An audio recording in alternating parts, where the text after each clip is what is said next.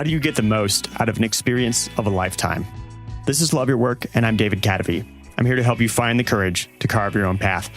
Love Your Work listener Gustav Dybeck is a design student from Sweden. He has an opportunity to do an internship for about 9 months, and he wants to make the most of it before he starts his career. And you may have heard a clip a couple of episodes back on Gustav's favorite moment on Love Your Work. He was in Medellin a while back, and since I personally originally pursued a career in design, Gustav was interested in hearing what I thought he should do for his internship. So we talked about it in a cafe. A quick warning, there's a lot of background noise in this. It was an off-the-cuff idea to record our conversation. So this episode is a bit of an experiment, but I think there's some valuable stuff in it. We're going to talk about experiences abroad. Do they really make you more innovative? Working for prestigious firms, is it really worth it? If you don't pursue a prestigious firm, what should you pursue? What one experience did I personally have early in my career that completely changed my perspective about what I wanted to accomplish in design?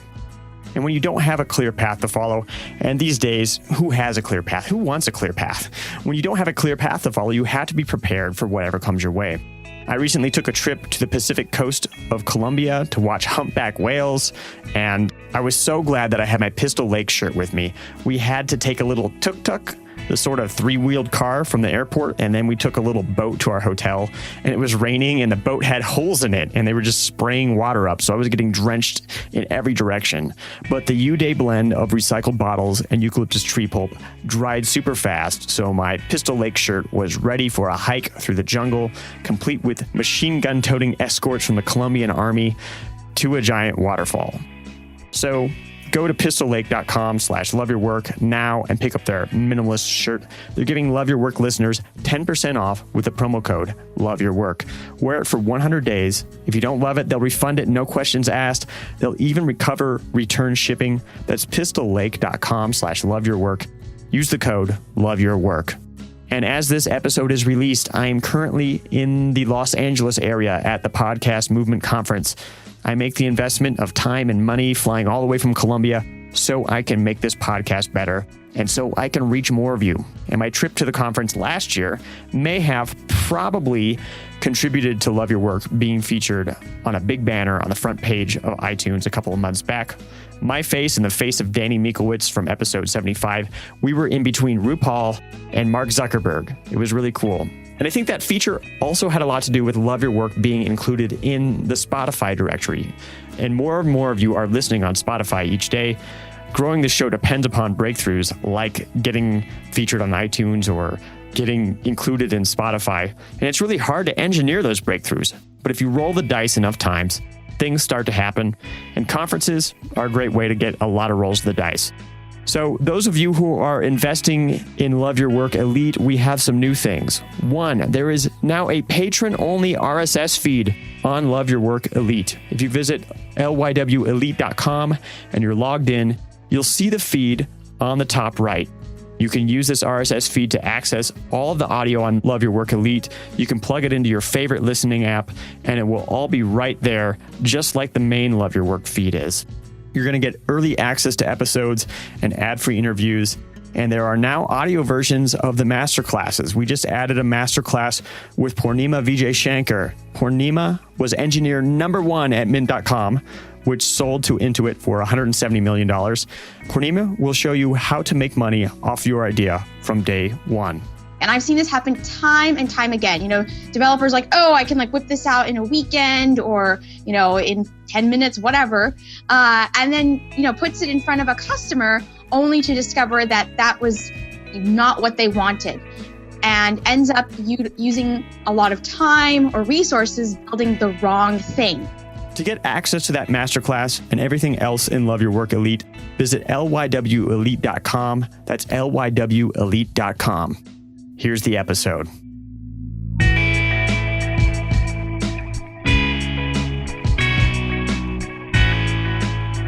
So I want to do my internship abroad, and I wanted to ask you because it's so long, 9 months. And I felt like I'm thinking of dividing it up to maybe being at 3 different places, 3 months at each place or something like that. What do you think about that? Maybe learning different companies or different design studios way of solving problems and kind of seeing 3 different perspectives in a way, or like 3 different ways to tackle problems, and kind of see how you would gain, like what I can bring with me from the different projects. Yeah. Will these be in different cities too? Like what I would like, I don't know if my work will, but I would like to be a part in US and a part in South America, if that's possible to solve. But, yeah, it's also cool to see kind of, I think you learn a lot living in South America or something for a while, and learn a lot about yourself and nothing. Well, yeah, and actually working is important. I think in Adam Grant's Originals, I don't know if you've ever read that book before, No. But they were talking about how, I don't remember what the study, who they were following, but the conclusion of the study was basically that if you have experience living abroad, it doesn't necessarily make you a more innovative or original thinking person. But if you have experience working abroad, that does. Right, Like, then you really get to see how the different cultural aspects shape. Yeah, because product it's design kind of. stuff like that. I think you mentioned sometime at like the ads and stuff here in Colombia is not like targeted towards like us or like. So yeah, I wonder how it is for me, because I mean, yes, I'm living here, I'm working, but I'm working mostly. There's like making stuff like I always do, but I don't know. Maybe I'm sure I'm not getting like the full experience. That I'm not like working as a with Colombians and etc. But living here, I do notice that about. I get to observe advertising and behavior of people and what's important to them, and I can contrast that with people from my own place. And actually, that's one of the things that I like about living in a lot of different places, is then you can use that to construct sort of a view or theory of everything about the way the world works and about human nature. The more that you get to live in a different place, the more you get to observe, the more that you can have a more complete picture of what people are like in general, and then you can use that in product design and product development. And I also think like I can bring a new perspective as well to like South America and if I do internship at Brazilian or Colombian or something, I can also bring in a new perspective in a way. I mean, what are like the main questions in your mind as far as your career goes, and the experiences that you're curious about that you just don't have the information yet? I would say that's like the first kind of my plan to divide it into 2 or 3 shorter projects, if that's a good plan, and also kind of. I mean, do you have an idea of like what your main questions are, or is it like you don't know what you don't know, and so I kind you of just want to learn, try as many mean, different experiences as possible? Exactly. I kind of like in my career, the things I like is like the UX or design tech intersection kind of. And I kind of want to explore that more. So I'm also thinking if like I should maybe do half of the internship as more of a creative technologist thing, and then a half of more like a more UX,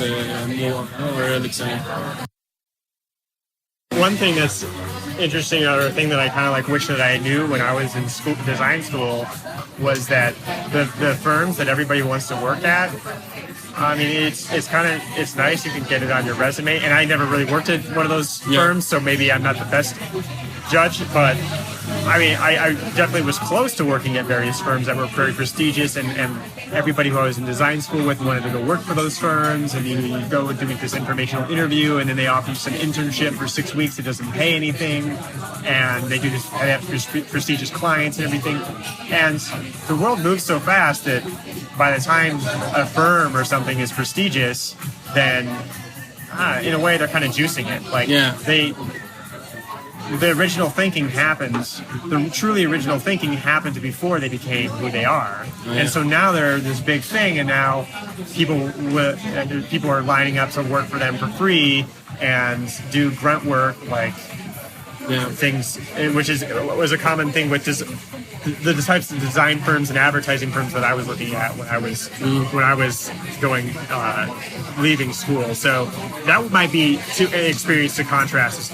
What is it like to work at one of these prestigious places where people are falling over themselves to go work there, and then what's it like to work at some place that's a little more, I don't know, like you meet them and talk to them, and you can tell there's something going on intellectually. And this is hard to find.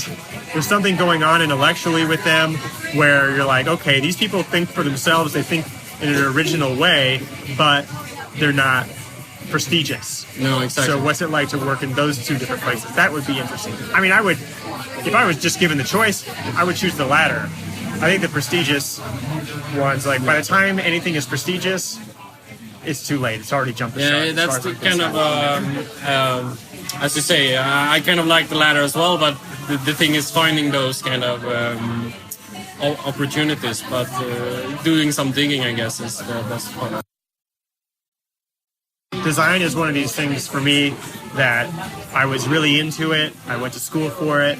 I kind of figured it out to the point that was interesting to me, and then now it's just another feather. It's just another arrow in my quiver for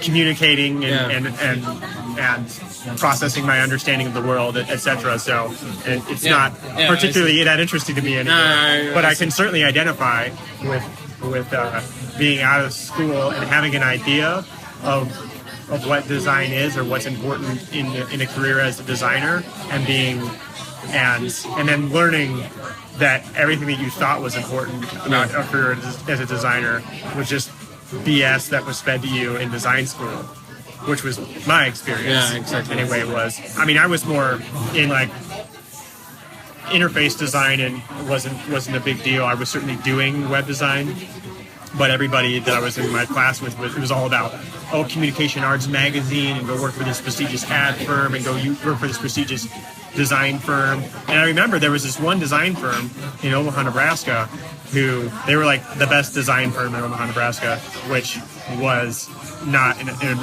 impressive thing, but to me it was like, all right, well, that's a place I can get an internship. And I called them every day, like trying to get a hold of the main guy there. And I called seriously like every day for like 2 months. I would talk to the receptionist for 45 minutes sometimes. Like I got to know her and stuff. Eventually, like one day he calls me. You can tell he's like in his convertible or something, and he sets up an interview for me. I go in. The guy's like a zombie, and is just like falling asleep practically, talking about, oh yeah, we did 80 billable hours last week. Looked miserable. And, I didn't end up getting an internship there. And then I ended up, one of my first projects that I did out of school, I got into this magazine that was the prestigious magazine that everybody wanted to get into when we were in design school. And I'd flip through that magazine and look for design firms that I could go knock on their door and call them and email them and try to get internships there because I wanted to work there. Yeah. And then I got into that magazine, like the first thing, and I'm thinking, oh, this is going to be great. My career's going to like totally take off. People are going to want to be my intern and stuff. Yeah. And then, it was like not that fulfilling of an experience. I realized after a while, I'm like, oh, I won an award. And I realized, looked around at myself and looked around the people that I was admiring, the designers I was admiring, and I realized like, this is their whole career.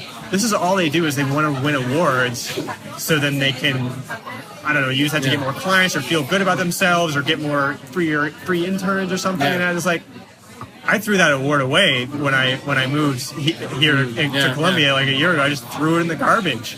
I took a picture of it, but I threw it in the garbage. Like it means nothing. And it was funny because I remember also being out to drinks one night in Omaha, and this is after I had won that award, and I was a couple years into my career, and I was talking to one of these guys who worked at that firm that I had tried to get a job at, and he was like, hey, you're the type of person, it'd be great to have you come work at the firm. And it felt so good, one, to have that firm want to hire me, and to simultaneously be like, nah, I'm good. I didn't say it that way. I was more polite about it, but it was like to feel in myself like, oh, I don't want that. because now I've learned how much brainwashing they were doing of me when I was in design school. Yeah. So watch out for the brainwashing, watch out for basking in reflected glory, which is like, I think it's like a thing that happens in design where you're like, oh, I can't believe I'm in the same room as such and such designer, and you're just getting caught up in the scene and making and getting a sense of accomplishment second or third hand out of other people's accomplishments in your field, which aren't even really necessarily accomplishments. It's like, what do you want your work to do for, like, yeah, maybe you're fascinated by UX and maybe that's enough for now. But at some point, you're going to want to find meaning in your work, and like, where's that going to come from? Yeah, I mean, the thing that got me started was kind of the whole thing of working in IT support and seeing all these clients calling in with problems that are like, they have like error message that's just like a 5 or something like that. And it's kind of with SAP, it's kind of, there has to be a better way to kind of make this so people can understand and don't have to call us in and like take hours of their day to call us in at IT support to solve problems, because it's so bad design that people don't understand what's wrong. So using design to make the technology more accessible, usable, and usable. Yes. Do you have any more clarity at all of companies what we talked about so far? I mean, I think that it's really interesting the things you're saying with your experience about coming to a prestigious company and then realizing that might not be the goal, or like that might not be what you thought it was in the beginning. And I kind of feel like when I'm gonna go up, like what I feel right now when I'm gonna go and look for internships is more of a, I want like a, what do you say? Not differences. Yeah, differences. But what is the English word? When it's like two opposites, like almost opposites, but like working for a big company maybe, and for a while, and then going to a smaller one, maybe working in North America where the culture is roughly the same as in Sweden, and coming to South America or something like that. That's like my dream overall. But yeah, I mean, this is making me think that right, probably as many different experiences as you.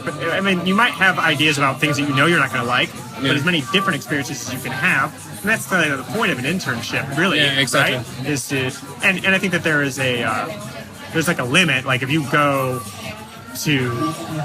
work 27 different jobs 1 week each. Yeah, you're not gonna.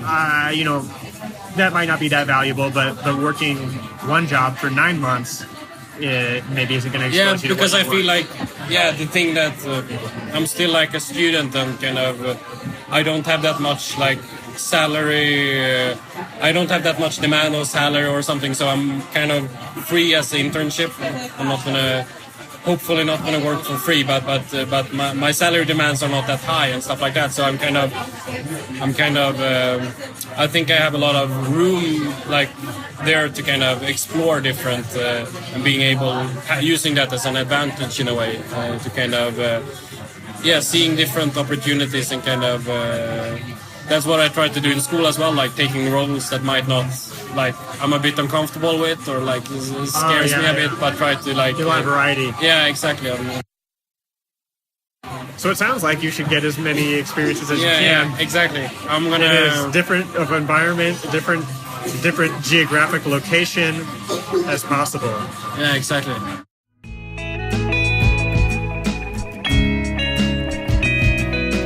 I hope you got something out of my talk with Gustav. Whatever stage you're in, maybe it helps you think about how to make the most out of your opportunities and avoid getting blinded by prestige. Listen to Hugh MacLeod on episode 61. Hugh became famous drawing cartoons on the back of business cards. He'll encourage you to find your own unique way of doing things. As soon as something or somewhere or someone becomes a thing, that thing loses its power, right? Mm-hmm. So when I was a kid, people moved to Austin because it was cool. But now people move to Austin because Austin's now become a thing. Again, Hugh is on episode 61. Or listen to Vinny Loria on episode 59. Vinny went backpacking in Asia and ended up starting a venture capital firm in Singapore. And basically, it was supposed to be like an hour kind of coffee. We ended up drinking all afternoon. And by the time I left, he had me convinced to leave IBM and move down to Brazil and live there for 6 months. So I try to be like that now when I meet young people, just to be inspiring, to say, there is a different world than what we feel is we're taught and what is normal. And you just have to jump. Again, Vinny is on episode 59. I work hard to help you crack the code on fulfilling work. If Love Your Work is helping you, there are some ways you can help support the show and make it even better. One is to subscribe. This is especially effective on Apple Podcasts or iTunes because it boosts rankings and helps others find the show. I know many of you listen on Overcast because you're the early adopter types. So even if you don't listen on Apple Podcasts or iTunes, please subscribe there anyway. Subscribe in your iPhone, your iPad, your Apple TV, your computer. The more devices, the better. It really helps. Apple Podcast ratings help too. Just go to cadavy.net/Apple, click on Write a Review, and click on the star rating. You don't even have to write a review. It just takes a couple of seconds. You can also join Love Your Work Elite. You'll get access to episodes before everyone else. You could even get ad-free interviews weeks in advance, and you can get your name or business mentioned in the credits of the show. For details, go to lywelite.com. That's lywelite.com. Love Your Work is brought to you in part by top Love Your Work Elite members such as Arif Akhtar. This has been Love Your Work, and I'm David Cadavy.